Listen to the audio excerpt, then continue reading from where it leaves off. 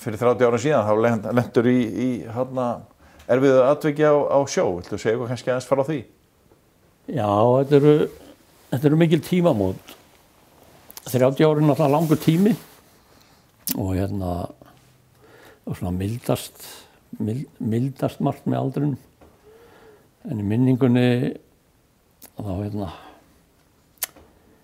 þá var þetta alveg gríðarlega erfiðu tími þarna fyrir 30 árum síðan. Við ströndum undir Krýsuvíkurbjargi 20. febrúar 1991 og aðstæður þarna voru mjög slæmar. Hann var að snúa sér, það hafði verið sunnanátt og hann var að snúa sér nóttina í norðanátt sem gerir það að verkum að það myndast mikið niðurstreymi fram á bjarginu og sem kemur svo á móti öldunni þannig að það myndast alveg gríðarlegt brim í fjörunni og við lendum þarna upp í bjarginu og það var bara skelfilegt, bara einu orðið sagt sko. En þetta voru vanir menn um borð og ein kona og Vigdís, vinkona mín og það var svona, sko, það var aldrei neitt óðagot eða nokkuð skapaður hluti sem að greip sig hjá mannskapnum vegna þess að þetta snerist bara að bjargast. Ég held að enginn okkar hafi verið hræddur meðan á þessu stóð. Þetta svona, ég veit ekki almennilega hvernig á að koma orðum að því. Sko, meðan á þessu stendur þá eru allir einhentir í að komast af og það er ekki fyrir en eftir á sem áfölli kemur og þegar menn fara að átta sig á hverslega aðstæður þetta voru. Sko. Já, þetta eru hrikalegar aðstæður, maður sér það og svona frá myndum af þessu þetta er að gerast, en björgunin er alveg ótrúleg að góð í rauninni. Þið fáið þarna Landhelgisgæslan kemur á þyrlunni og Ameríkanarnir varnarliðsmennirnir koma líka og eftir á að hjálpa til. Já. Þannig að björgunin var giftusamleg. Já, þetta var í rauninni alveg með gríðarlega erfiðar aðstæður. Alveg gríðarlega erfiðar og þetta var alveg feikna mikið afrek sem að þyrlusveitin vann þarna við að bjarga okkur. Því að þetta var okkar eini möguleiki. Við áttum enga möguleika annan undir þessum kringumstæðum. Sko. Þarna voru við kannski til að lýsa svona í grófum dráttum hvað það er sem gengur á. Aflið er svo mikið að þú stendur ekki undir því. Þú bara kólnar niður, þegar höggin koma, það bara gefur líka með sig og þú bara kólnar niður bara eins og degi. Og það var ekkert, sko, þú gast ekki haldið þér, það var ekki nokkuð möguleiki. Þú varst að reyna að skorða þig einhvers staðar af og það var það sem við gerðum. Og við horfðum á járnið í skipinu bara rifna eins og pappír fyrir augunum á okkur. Hvar voruð þið í skipinu? Það flettist í sundur. Við vorum upp í brú. Já. Og það var náttúrulega gríðarlega margt sem gekk á meðan á þessu stóð og brotin gengu yfir okkur hvert á fætur öðru og náttúrulega brotnaði allt sem brotna gat, brúin fylltist af sjó. En sem betur fer þá komust við í flotgallana, leið og við komust upp í brú, þá komust við í flotgallana sem að ná að halda okkur hita, sem að hjálpar okkur að halda krafti. Sko. Því það gengur gríðarlega fljótt á orkuna við svona kringumstæður. Sko. En þetta, ég veit að maður getur ímyndað sér að tíminn er alveg lengi að líða við svona aðstæður, en björgunin gekk hratt fyrir sig, það ekki? Jú, þegar til kom, þá gekk hún mjög hratt fyrir sig og þetta er alltaf mjög margt sem gengur á þarna og eitt af því sem gerist er að við náum að senda út neyðarkall áður en allt rafmagnsstaðir út á skipinu og svo líður tíminn og við vitum ekkert hvort einhver hafi heyrt neyðarkall. Við fréttum ekki að því fyrir seinna sko að neyðarkalli komst í skila og það voru skip sem voru þarna fyrir utan og þau biðu utan við brimgarðinn og eins og þau sáu þetta og menn lýstu því, þá töldu þeir enga möguleika á að væri nokkuð maður á lífi borð í skipinu, sko. Það sem það veltist í briminu, sko. En sem betur fyrir þá komst neyðarkall til skila og þyrlusveitin brást við. Og ég nú ekki með alveg á hreinu hvað þetta eru marga mínútur, en þetta er einhver klukkutími eða eitthvað svoleiðis sem að líður þannig að þyrlan kemur á svæði. Og þegar þyrlan kemur, þá heyrum við í henni í gegnum brimskaplana og við heyrum hann að fljúga yfir og svo hverfur hljóðið. Og við vorum alveg pottþéttir á því að hún hefði ekki fundið okkur. Þetta væri bara búið. En þá höfðu þeir, þá flugu þeir yfir, skoðuðu aðstæður og svona mátuðu sig við þetta og flugu svo upp á bjargið, losuðu allt lauslegt úr þyrlunni og meðal annars eldsneyti. Alla, tveir úr áhöfninni fóru úr þyrlunni, sjúkrabörur og annað, til þess að létta þyrluna vegna þess að það var svo mikið niðursog með bjarginu að þyrlan hafði ekki afl til að halda sér á lofti ásamt því að bjarga okkur. Og síðan komu þeir aftur og það þvílíkur léttir, það er ekki hægt að lýsa í með orðum, sko, að heyra hann að koma aftur. Já. Og síðan hefjast björgunaraðgerðir og til þess að þeir svífa yfir okkur og þeir eru, þegar maður horfði upp, þeir voru neðan við bjargbrúnina og manni fannst eins og spaðarnir væru að snerta bjargið, sko. Þeir voru svo nálægt bjarginu, sko. Og þeir slaka niður tauginni og þá þurftu við að komast úr brúnni út á brúarvænginn til þess að komast í taugina, sko. Og það var miklu meira en að segja það, sko. Og við hjálpuðumst að við það. Og ég hafði lent fyrir hnjaski þarna borð og var svolítið illa á mig kominn. Höfðu fallið saman hryggjarliðir og var svolítið kvalinn. Og ég fer fyrstur og ég hengdur í sigólina og hýður frá borði. Tilfinningin sem kom yfir mig, ég hef aldrei upplifað svona tilfinning og ég vonandi á aldrei eftir að upplifa svona tilfinning. Þarna áttaði maður sig á því að maður var hólpinn. Og þeir hífa mig upp í þyrluna og kom mér borð. Og svo ég sitt þarna og þeir eru að slaka ólinni niður aftur og sækja næsta skipbrotsmann sem er Vigdís. Og ég er að fylgjast með þeim á meðan ég ligg hérna á gólfinu. Í þyrlunni? Í þyrlunni. Þetta var, ég veit ekki, þetta var ótrúlegt að fylgjast með þeim.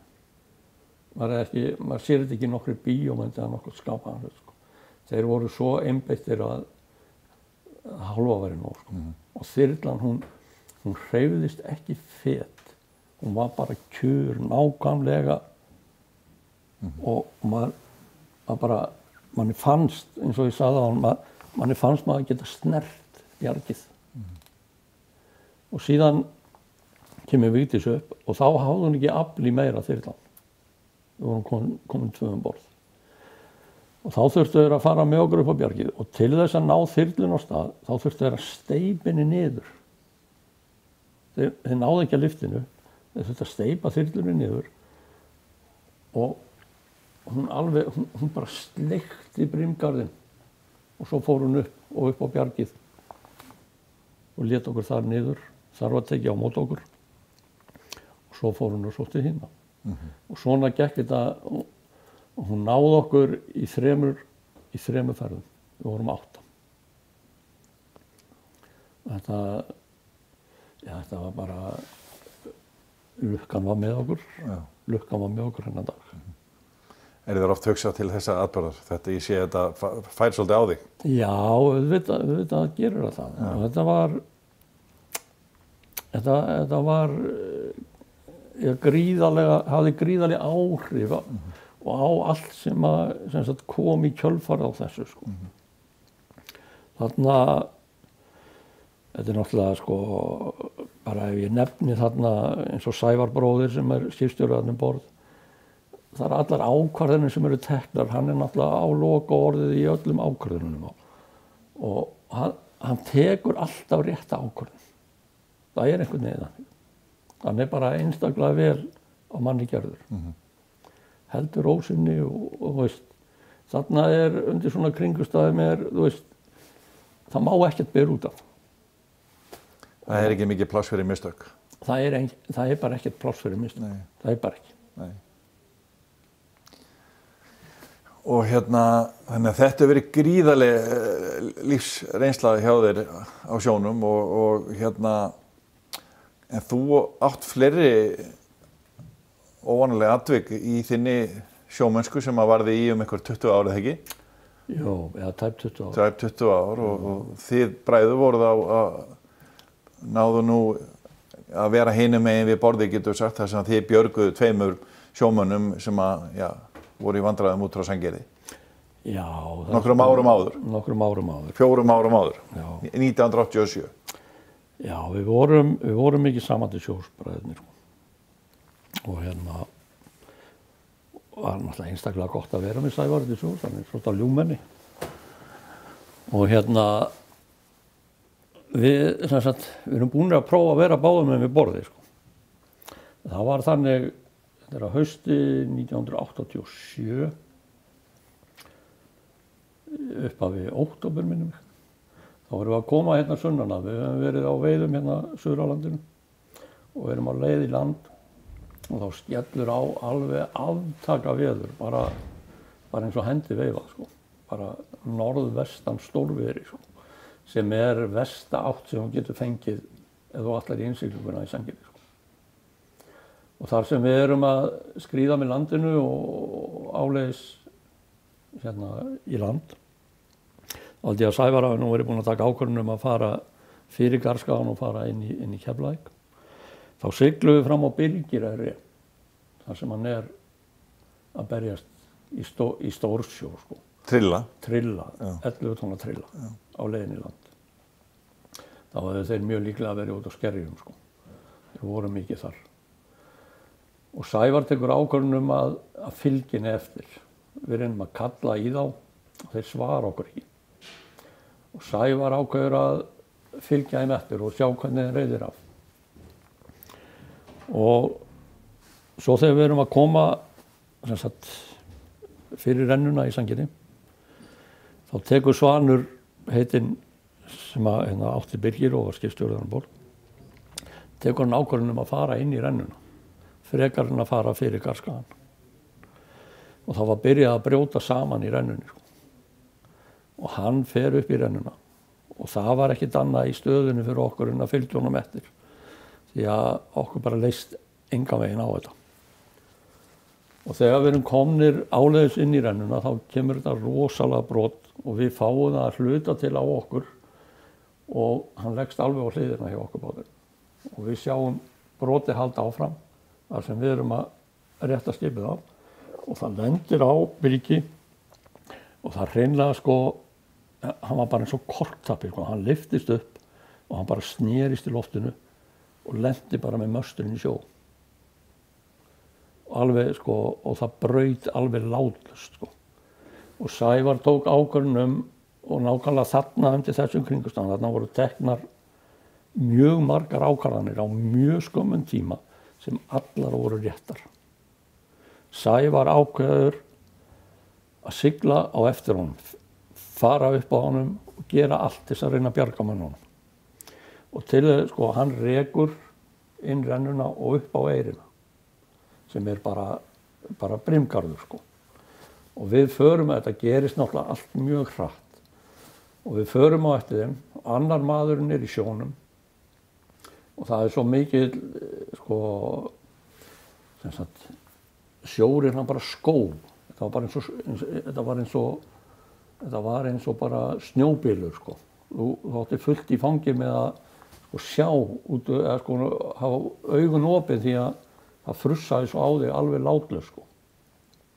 og við sjáum annan manninn í sjónum og hann nær að sigla að honum og við reynum að henda til hans björgunarhring en hann sér ekkert, heyrir ekki í okkur og sér ekki neitt og við þurfum að gera 1-2 tilraunir og við náum að henda hringnum í hann og þá áttar hann sig og hann nær að setja hendina ofan í hringinn, hann var orðinn svo máttfarinn að hann gat ekkert meir og við náðum mjög varlega að toga hann til okkar þar sem hann hékk í hringnum og við náðum að koma höndum á hann og við náðum að koma hann með borð en þegar sagt að menn verða þungir þegar þeir blotna, það engin lygi sko.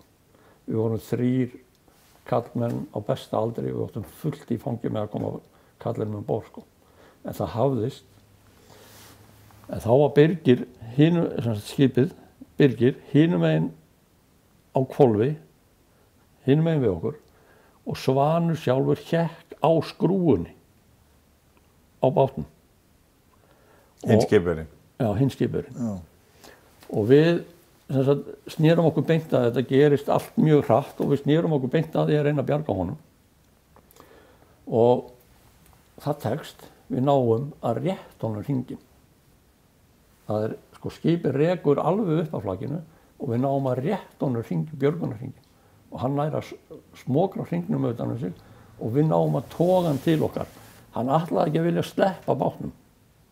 Við þurftum að kalla í hann margoft, slepptu bátnum, slepptu. Og svo sleppti hann á endanum og við náðum hann til okkar. En þá var ekki allt búið. Þá áttu við eftir að komast út úr brimgarðinum aftur og upp í rennuna til þess að komast í land. Og sko á þessu augnabliki þegar við erum að snúa og fara inn í rennuna aftur, þá tökum við tvívegis niðri í brimgarðinum. Og það bara lemur alveg upp í skipið sko. En við komumst inn í hérna rennuna aftur og að bryggju.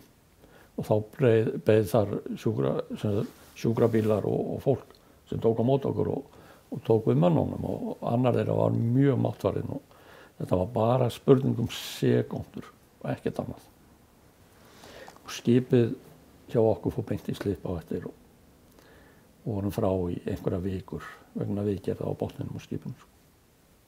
En þarna, þú veist, eins og ég sagði á hann, þetta voru svo margar ákvarðanir sem voru teknar þarna á augabragði sem allar gengu upp. Bara allar. Þannig að þú upplifir þarna 2 gríðarlega stóra atvik í þínu lífi, ungur maður, á sjónum. Já, ég geri það. Gaman að segja frá því líka kannski þegar ég byrjaði til sjóðs þegar ég var 15 ára. 15 ára? Já, og hérna... Algengt í þá daga? Já, það var ekkert óeðlilegt á þessum tíma, sko. Og hérna, þá lenti ég í sjónum í fyrsta skipti, sko. Þá vorum við að toga, við vorum á humartróli og við vorum að toga út af Sandgerði hann togaði yfir hól sem kallast Skeljabringurinn og fór einhvern hluta yfir hann sko. Sem gerir það að verkum að trollið var fullt af skel þegar við erum að taka það. Og þegar við erum að taka trollið, þetta var nú á þeim tíma, það var nú ekki komnar þessar nútíma græjur og spil og allt sem í dag sko. Það var meira og minna tekið á höndum sko. Sem þegar trollið komið upp. Og við erum að vinna við að þurrka belginn og erum á síðunni og erum að nýta ölduna til þess að þurrka það. Og þá kemur djúpalda og lyftir vel undir. Og ég og skipstjórinn, Guðjón Bragason, við flækjumst í netinu og við bara förum út með netinu. Við erum 5 á skipinu. Og við flækjumst í netinu og við bara svífum. Sem betur fer þá losnum við strax úr netinu en við svífum út í sjó. Og Þósi vinur minn, hann fram á forgálganum og hann hleypur aftur eftir og allan eitthvað að bjarga okkur, stígur í netið og svífur út á eftir okkur. Það voru 2 eftir borð og 3 í sjónum. En sem betur fer það endaði vel, það var mjög gott veður og við náðum að komast borð aftur. Þetta hafði svolítið áhrif á mig sko. Þetta gerði það að verkum að ég var einhvern veginn alltaf varkár til sjós. En þú fyrst alveg eldskýrn hann á ungu maður. Já. En þarna var á þessum tíma, þetta var bara, þú veist. Hvað ertu gamall þarna þegar þú lendir þessu? Þetta er bara í þínu fyrstu túrum? Ég er 15 ára. Já. En það var bara, sko, maður fór bara að skipta föt og svo bara hélt dagurinn áfram. Já. Þetta var ekkert flókið, sko. Nei. Þannig var þetta bara. Já. Það var ekki gert neitt mál úr þessu. Jú, mann hefði gaman að þessu. Sérstaklega menn fengur sér í glas og svona. Já. Gert grín að þessu. Já. En þetta var þetta alvarlegt mál, þannig lagað, sko. Já. En þetta var svona svolítið mikil eldskýrn. Já. Skipið sem 127 lesta stálskip talið mikið skemmt, en svona veltist það til og frá í brimöldunni skammt undan 60 metra háu bjarginu í morgun. Það alls óvíst að hægt verið að bjarga skipinu. Það tókst eins vegar vel til björgun áhafnarinnar 8 manna sem voru borð. Landhelgisgæslunni barst tilkynningum slysið klukkan 7 í morgun. Innan við klukkustund leið frá því að báturinn strandaði og þangað til að þyrla Landhelgisgæslunnar var komin á vettvang. Og þyrlan var rétt í þessu ásamt þyrlu frá varnarliðinu að koma með skipbróðsmennina hingað á Reykjavíkurflugvöll. Við vorum bara að toga sko, allir sofandi. Ekki allir? Ekki allir, stýrimaður var uppi náttúrulega, að toga. Já, þetta var frekar óhugnarleg bið. Fannst okkur mjög löng. Og hún raunverulega hafi ekki verið löng. Ja, sjóinni gengu yfir hann á horni babúsmegin aftan og hann barðist í grjótinu, sitt á hvað. Brotnaði fljótlega hurðin í brúnni og sjóinni gengu inn í brúnna og á okkur. Náttúrulega allt fullt af drasli fljótandi þarna. Við áttum bara fullt í fangi með að halda okkur og við færum ekki meðan við biðum. Ég held að það verið einu möguleikinn að ná það með þyrlunni sko. Bjargið er svo hátt þarna og þetta alveg upp fyrir bjargið sko. Og það erfitt að koma línu, það bara nóg að gera með að halda sér inn í brú sko. Hurðin á brúnni brotnaði og fylltist allt á sjó og viðbjóði sko. Og það bara í því að halda sér sko. Hefði ekki komist út neitt að ná í línu eða neitt sko. Það var bara með að fara í hafið. Það engin spurning að það þörf á stærri þyrlu og það strax. Því að hún þurfti að vara 3 ferðir sem sækja okkur hérna í fjöruna undir bjarginu. Og náttúrulega skila þökkum til björgunarmanna. Þetta var alveg frábærlega að þessu staði öllu saman. Gekk mjög vel fyrir sig björgunin. Hvernig varst þú sofandi eða varstu vakandi þegar að báturinn strandaði? Ég var í koju, vaknaði við fyrsta höggið. Og ræsti þá sem voru niðri sofandi og einhverju vakandi. Drifum okkur upp í brú og í flotgalana. Það var nú alveg frábært að hafa þá. Því að skipið barði þarna í grjótinu, lagðist og sitt hvora hliðina og við biðum bara og sjá til með á hvora hliðina færi. Báturinn liggur þarna undir bjargi sem er þverrnýftu bjargi og við þurfum að fara eiginlega undir bjargið. Spaðarnir voru svona í 5 til 10 metra fjalla frá bjargbrúninni og þar hefði ekki verið að vera fyrir neðan bjargið. Það er að segja að þá, þessi vindur sem var að þá kom hann ofan á okkur og gerði okkur þar leiðandi erfiðara fyrir. En skyggni var gott og öðru leyti þá var þetta allt í lagi. Þið þurftu að fara gera þetta í 3 atrennum. Já, vélinn hún býður nú ekki upp á meira og við erum nú að byrja á því þegar við komum á svæðið að fljúga hana tölvöld frá og losa okkur við eldsneyti og við losuðum okkur við ein 400 kíló. En síðan þegar við komum að staðnum að þá er hana lítill vindur og eins og ég segi þurfum að fara hana undir bjargið og það gerði það verkum að við gátum aldrei tekið, fyrst tókum við 2 og síðan 3 og 3. Og það var vegna þessar aðstæðna sem þarna voru sem við viljum að gera það og svo náttúrulega þeirri staðreynd að vélin allt of lítil. Ég held að hefði veðri verið aðeins verra þá hefði þarna jafnvel verð farið ef heldurinn fór. En maður getur aldrei fullyrt sko hvað hægt er að gera en manni virtist þetta virkaði þannig á manni þetta hefði ekki mátt seinna verða. Björgunarsveitarmenn úr Hafnarfirði tóku þátt í björgunarstarfinu í morgun og þeir hafa verið í allan dag á strandstað og reynt að bjarga því sem borist hefur úr skipinu upp í fjöruna. 2 þeirra fóru borð í skipið nú síðdegis í dag til þess að kanna aðstæður og kanna möguleika á björgun verðmæta úr skipinu. Síðdegis var skipið alveg komið á hliðina og eins og fyrr segir talið að það sé mjög mikið skemmt.